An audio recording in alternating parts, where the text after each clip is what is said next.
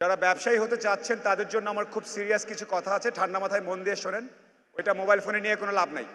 Phone tone পকেটে ঢুকে ঠান্ডা মাথায় শোনেন, তাহলে উপকার হবে। আপনারা সবাই এখানে আসছেন ব্যবসায়ী হতে বা এখন ব্যবসায়ী, ওই রিলেটেড কিছু কথা বলি। তার আগে ইকবাল ভাইকে পই পই করে আরেকবার ধন্যবাদ আমাকে দাওয়াত দেওয়ার জন্য।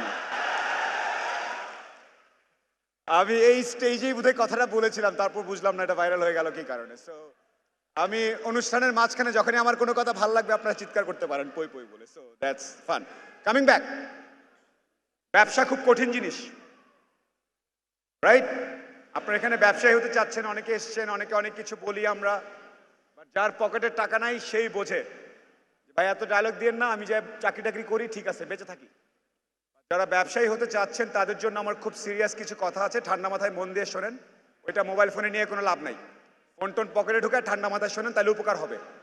যারাই দেখবেন কাজের চেয়ে অন্যান্য জিনিস নিয়ে বেশি ব্যস্ত, তার আসলে ব্যবসা বোঝে না, সে ঢংডাং বোঝে। তো সেলফি, ফোন, মোবাইল, দৌড়াদৌড়ি, মালা এইসব হইলে বোঝা যাবে যে ওনার মধ্যে আসলে একটু কম আছে ব্যবসার বুদ্ধিটা। অনেকে ফোন ধরে আছেন, সো এটা বন্ধ।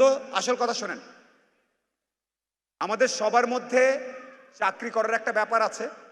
30 তারিখ পর্যন্ত চাকরি করব, 2 তারিখে টাকা পাবো, বাস এমনি জীবন চলবে। 3 তারিখে মুদি দোকানে যাব, 4 তারিখে মাছের দোকানে যাব, শেষ।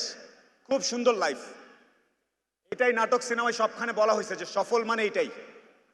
সকালে উঠবা, চা খাবা, বাস ধরবা, অফিসে যাবা, বসকে তেল দিবা, ফাইল টাইল সাইন করবা, কয়েকটা ফাইল আটকা রাখবা, তারপর আবার সন্ধ্যাবেলা চলে আসবা, রাইট?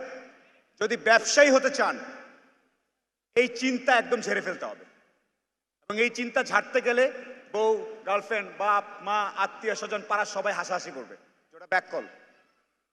ওই রকম সাহস যদি থাকে যে যার ইচ্ছা যেভাবে হাসুক, আমি আমার মতো, আমার নিজের মতো করে দরকার লাগলে কাঁধে বয়ে মাছ, তেল, আলু, হোয়াট এভার বিক্রি করব। ওই রকম সাহস থাকলে লেটস টক যে আমি উদ্যোক্তা। আদারওয়াইজ ইকবাল বার ভাই যে চেষ্টা করে যাচ্ছে 1531 দিন ধরে, এদিক দিয়ে ঢুকবে, এদিক দিয়ে বের হয়ে যাবে। আজকাল তো এদিক দিয়ে ঢুকে না, ওই কি সিপিইউতে এদিক দিয়ে ঢুকে, সিপিইউর ওদিক দিয়ে বের হয়ে যায়, অনলাইনে সবকিছু। ওকে, কামিং ব্যাক। নাম্বার 1, বাংলাদেশের প্রতিষ্ঠিত জীবনবোধ, পেশাগত বোধের বাইরে আসতে হবে। যদি সাহস থাকে তাহলে উদ্যোক্তা হন। 2 নাম্বার, নির্দিষ্ট সময়ে টাকা পয়সা চলে আসবে, এটা বুদ্ধিটা আমাদের সবসময় চিন্তা করি মাসের হিসাব, মাসের হিসাব। ব্যবসায় মাসের হিসাব বলে কিছু নাই। সেটা দিনের হইতে পারে, সপ্তাহের হইতে পারে, 1 ঘন্টা হইতে পারে, 6 মাস ধরে কোনো আয় ইনকাম নাও থাকতে পারে। আপনারা কেউ জানতেন করোনার ব্যাপারে? 2 বছর ধরে কোনো খবর নাই। তারপরে যখন একটু ঠিকঠাক হলো, এখন 2 দেশ যুদ্ধ লাগায় বসে আছে। ব্যবসায়ী হিসাবে আপনাকে এই জিনিসগুলো মাথায় রাখতে হবে, ওই বুদ্ধিটাও একটু একটু করে বাড়াতে হবে। সো নির্দিষ্ট সময় পরে পরে টাকা পাবো, এই চিন্তাটা বাদ দিয়ে দেন। আর টাকা পাওয়া মাত্র পরের দিনই খরচ করে ফেলবো, এই চিন্তাও বাদ দিতে হবে। আজকে টাকা পাইছি, 2টা ভালো ডিল হয়েছে, চল মামা সাইজ করে ফেলি আজকে, চল বাড়ি কিনা ফেলাই, জমি কিনা ফেলাই, এই করে ফেলাই, সেই করে ফেলাই, ফুটানি দেখায় ফেলাই, এটা বাদ দিতে হবে। ট্রু বিজনেসম্যান তার কাছে কত আছে, কিভাবে আছে, এত ঢোল পিটায় বলে না। তার জীবনাচরণ দেখে একটা নির্দিষ্ট সময় পর্যন্ত বুঝতে পারা উচিত না যে তার মূলধন, পুঁজি, লাভ, ক্ষতি কতটুকু। এই বুদ্ধিটা মাথায় ঠিক মতো ঢোকান। 2 কেজি তেল, 2 কেজি ডাল বেশি বিক্রি হয়েছে, আজকে যায় স্যুট টুট কিনে একাকার অবস্থা, অফিসের পুরো কেবিন টেবিন সাজাই ফেললাম, দরকার নেই। আবেগ কন্ট্রোল, এটা আমরা অভিজ্ঞতা থেকে বলছি। এখানে আমি আছি, ইকবাল ভাই আছেন, তৌহিদ ভাই আছেন, তাদের অনেকের কাছ থেকে আমি এখানে অনেক এক্সপিরিয়েন্স নেই। সেই জন্য বলছি আপনাদের অনেককে, কারণ আজকে এখানে মেলাতে অনেক বিক্রি হলো, কালকেই সেটা খরচ করবেন না প্লিজ। আপনার কাছে যেই লাইফস্টাইলে আছেন, সেই লাইফস্টাইল 2 বছর চালানোর মতো টাকা থাকলে তারপরের থেকে শুরু করবেন ফুটানি অর হোয়াট এভার স্টাইল। তার আগ পর্যন্ত সেটা সঞ্চয়, সেটা রাখবেন, সেটাতে মূলধন বাড়াবেন, ব্যবসার পুঁজি বাড়াবেন, ব্যবসার ইনভেন্টরি বাড়াবেন, তার আগ পর্যন্ত না প্লিজ। স্টাইল ফুটানি পরে অনেক করতে পারবেন। আমাদের দেশের মধ্যে একটা ধারণা আছে মানুষজনের মধ্যে যে খুব দেখাতে হবে, রাইট? প্রায় দেখবেন কারো কেবিনে বা অফিসে বা ব্যবসা প্রতিষ্ঠানে গেলে থাকে এইখানে ঝিকমিক করতেছে, ওইখানে চকচক করতেছে, এইখানে সোফা, ওই রকম অনেক কিছু। দরকার নেই, আস্তে আস্তে করেন। সো কামিং ব্যাক, এটা টাকা পয়সার কথা গেল। এবার কিছু অপ্রিয় সত্য বলি। আপনারা যারা ব্যবসা করবেন, আপনি হয়তো ভাবতেছেন আপনি অনেক বোঝেন, জিনিসের দাম এত, ওকে এত বলবো, মাঝখানে এত থাকবে, ট্রান্সপোর্টেশন কস্ট এত, ব্যাংকের এই, খুব বুঝছেন। আপনি কলা টলা খেয়ে মনে মনে শেষ, একাকার অবস্থা। 10 কেজি সুন্দরবনের মধু আনছি, কালকে বিক্রি করব 12 কেজি, সেই একবার অঙ্ক করে ফেলছেন। সে অঙ্ক করে অনেক কিছু করে ফেলছেন। যার কাছে বেচবেন উনি অঙ্ক বোঝেন। আপনি ভাবছেন 150 করে বেচবেন, সে এসে বলবে ভাই 100 টাকা দিবেন।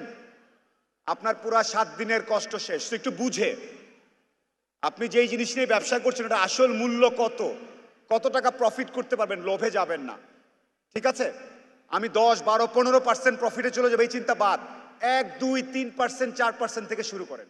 তার মানে কি শুনুন, 100 টাকার মাল কিনে 101 টাকা বেচবো, বেচেন আস্তে ধীরে, স্লো স্টেডি। অনেকের মাথায় আছে এই চিন্তাটা, 100 টাকাতে শুরু করে আমি পরের দিন 150 হয়ে যাবে, হবে না। এটা যদি কেউ বলে থাকে ভুল বলছে, মিথ্যা কথা বলতেছে আপনাদেরকে। এবং আমরা তার কিছু ফলাফল দেখতে পাচ্ছি, আজকে দেখতে পাইছেন অনলাইনে অনেক জায়গায় 100 টাকার বাইক, অমুকের বাইক, তমুক এই সেই করে অনেক কিছু করলো, শেষ ফলাফল কি? জেলখানা। তাড়াহুড়ার দরকার নেই। আরেকটা অপ্রিয় সত্য কথা বলি ব্যবসায়ীদের জন্য, পার্টনারশিপ। আপনার জানের বন্ধু, দোস্ত, পাগল হয়ে যাচ্ছেন, ছোটবেলা থেকে একসাথে, হাই স্কুল থেকে একসাথে মেয়েদের স্কুলের সামনে দাঁড়াইছিলেন, ওই বন্ধু আমাকে বিট্রে করবে না? হতে পারে না, কিন্তু পই পই করে করবে। So, in business, everything should be written, documented. Everything documented, দলিল দস্তাবেজ করে তারপরে। মুখে মুখে বলছিল ওইটা হইলে ওখান থেকে আমাকে ওইটা দিবে, ওইটা দিয়ে আমি এত শতাংশ জমি কিনবো। দোস্ত এখন কি বলতেছো? এটাই নিয়ম পৃথিবীর। ইন বিজনেস, আশেপাশে পার্টনারদেরকে যারা নিয়ে আসছেন তাকান, দোস্ত তুই কিরকম? হ্যাঁ আমি এরকম। Make sure in business your documentation is done properly. ঠিক আছে, ডকুমেন্টেশনটা একটু মেনটেন করবেন, এটা নিয়ে অনেক ঝামেলা হয়। আচ্ছা, আরেকটা জিনিস বলি, আপনি দিবা স্বপ্ন দেখাটা একটু কমাতে হবে। যেই সেক্টর নিয়ে ব্যবসা করছেন সেই সেক্টরের পুরা আদ্যপান্তটা বুঝতে হবে। ধরেন আপনি কোনো একটা জিনিস নিয়ে ব্যবসা করেন, সেই আড়তদারের ওখানে গিয়ে আড়তে বসছেন, আড়তদারের সাথে তো কথা বলতেছেন, ওখানে যে কুলি মজুরটা যে ক্যারি করে নিয়ে যায় ওর সাথেও কথা বলেন, যে কাহিনীটা কি, বলতে বস্তার কাহিনীটা কি। আপ অ্যান্ড ডাউন পুরা জিনিস না বুঝে লাভ দিবেন না। ভাই আমার একটা পেজ আছে, ওখানে 1 লাখ লোক আছে, এতদিন আমি ডাল বেচতাম, আজকে আমি মেয়েদের সালোয়ার কামিজ বেচবো, ফট করে বললেন আর হয়ে গেলে হবে না। মেয়েদের সালোয়ার কামিজের বিজনেস পুরোটা বুঝে নেন, তারপরে কথা বলেন। আর কেউ যদি এসে আপনাকে বলে যে সে অনেক কিছু বোঝে ইত্যাদি, তাহলে তার রেজাল্টটা জানতে চান যে আপনি কি করছেন আমাকে দেখান। রাইট? সো বিজনেস ওয়ার্ল্ড, উদ্যোক্তা হওয়াটা খুব ট্রিকি একটা জিনিস। ইকবাল বাহার ভাই 1.5, 2, 3, 4 বছর ধরে চেষ্টা করে যাচ্ছে, কারণ আছে। সবার চাকরি হবে না, 17-18 কোটি মানুষের দেশ, সবার সুস্থ জীবন, চাকরি ইত্যাদি হবে না, এটা মেনে নেন। আমার বিসিএস হয় নাই, আমার মাল্টিন্যাশনাল চাকরি হয় নাই, আমি খারাপ, এই চিন্তাও বাদ দিতে হবে। আমি উদ্যোক্তা, আমি ব্যবসা করি, এটার মধ্যে একটা প্রাইড আনতে হবে মনের মধ্যে। আমি উদ্যোক্তা, আমি ব্যবসা, এটা বলতে গিয়ে মিনমিন করবেন না কারোর সামনে। আপনার এলাকায় 5 জন আসছে বিদেশ থেকে পড়ে, একজন আসছে সরকারি অফিসার, একজন এসপি, একজন অমুক, আর আপনি আড্ডায় বসে একটু মন খারাপ, কোনো দরকার নেই। আমি বিজনেসম্যান, আমি উদ্যোক্তা, এই আড্ডা, এই পরিচয়টা দেওয়ার সময় মাথাটা উঁচু রাখতে হবে। কত টাকার ব্যবসা করো ভাই? 200 টাকার ব্যবসা করি, কারো কোনো সমস্যা আছে? কোনো সমস্যা নেই। আমি 1000 টাকার ব্যবসা করি, কারো কোনো সমস্যা আছে? সমস্যা নাই। আমাদের নাটক সিনেমায় দেখাইছে চৌধুরী সাহেব, এইটা বড়, ওই নানান ক্লাসিফিকেশন। পৃথিবীর আমাদের ইসলাম ধর্ম সহ অন্যান্য সকল ধর্মে বলা হয়েছে মানুষের মধ্যে কোনো ভেদাভেদ নাই। যেই ভেদাভেদ করবে তাকেই ধরে নেবেন যে ওনার সমস্যা আছে, ওনার থেকে আপনি দূরে থাকেন, দরকার নেই। আপনি করেন না ভেদাভেদ, right? So these are the couple of things, partnership, price, then status, এই যে জিনিসগুলো ব্যবসায়ীদের সাথে যুক্ত, এই জিনিসগুলো একটু বুঝবেন। অতি দ্রুত মুনাফার চেষ্টা করে লাভ নেই। ওইখানকার ওই পেজে বলছে এখান থেকে আইনা দিলে আমার কাছে প্রায় 50-60% করে প্রফিট থাকবে, বললে এটার মধ্যে কোনো একটা ঘাপলা আছে। 4, 5, 6, 7, 8, 9, 10 পর্যন্ত প্রফিট হইতে পারে, এরপরে যেই জিনিসটাতে যাবে কোনো না কোনো ঘাপলা আছে, একটু বুঝে নিয়েন। ভাই 20% রিটার্ন পাবেন আপনি, জোস, খালি দেন। সরি, আইদার ওনার নাইলে আপনার নাইলে সিস্টেমে কোনো ঘাপলা আছে। বি ভেরি কেয়ারফুল, ওকে? যতক্ষণ পর্যন্ত টাকা আপনার পকেটে আসে নাই ব্যবসার, ওই টাকা আপনার না। মেইলে দেখছেন, মুখে বলছে, SMS এ বলছে, মালের হিসাবে মেমো পাঠাইছে, হয় নাই। আপনার পকেটে বা আপনার অ্যাকাউন্টে নাই মানে ব্যবসা, ওই টাকা আপনার না। ফুটানি করেও কাউকে বলবেন না যে আমার এটা টাকা, আপনার এখানে নাই তো নাই। এইখানে নাই তো এটা আপনার না। So be very careful. Okay, again I really appreciate আমাদের দেশে গত 10-12 বছর ধরে মাননীয় প্রধানমন্ত্রী বলেছেন কর্মসংস্থানের জন্য উদ্যোক্তা হওয়ার একটা চেষ্টা করা।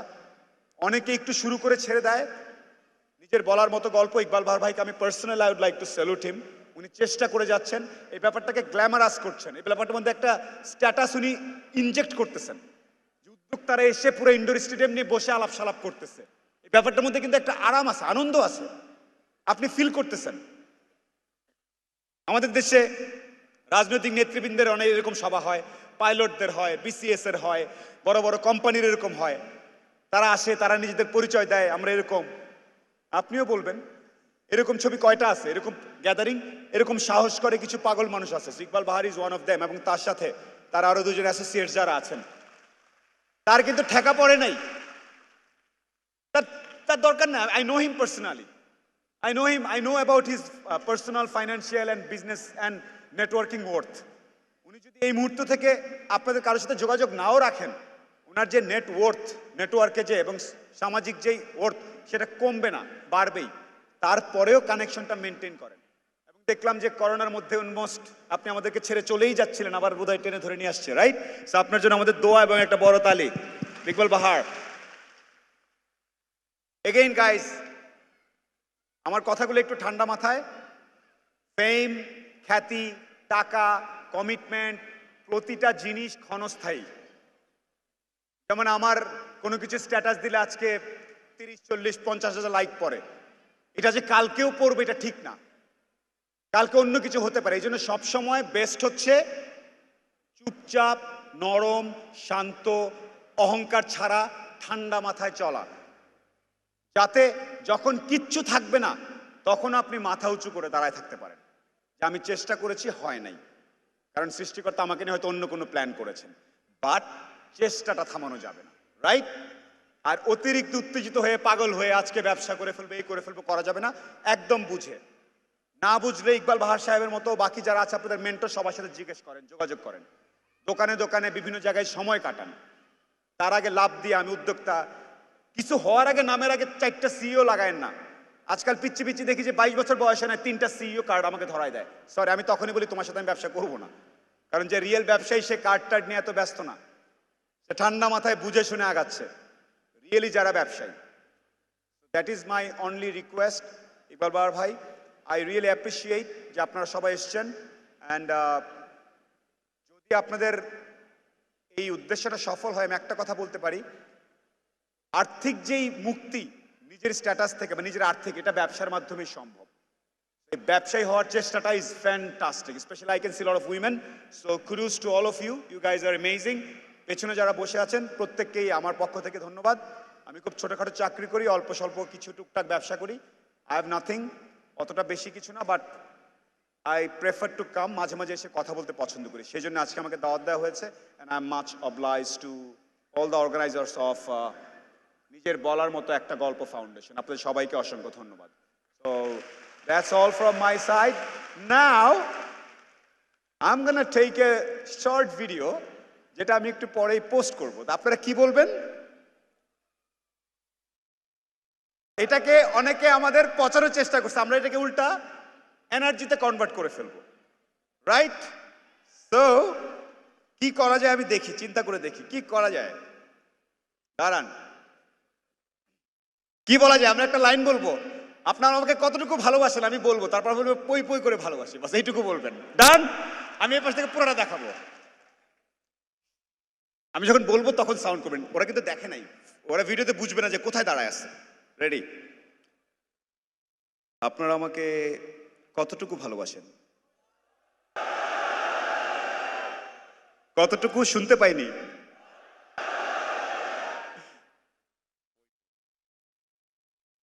পোস্টেড লিসেন, লাইফে যখনই আপনাকে কেউ নামানোর চেষ্টা করবে, সেম জিনিসটাকে আপনি প্ল্যাটফর্ম বানায় আর উঠে যাবেন। বোঝা গেছে? আপনাকে কেউ যখন টানবে আপনি স্প্রিং বোর্ডের মতো আর উপরে উঠে যাবেন। That's how you move on in life.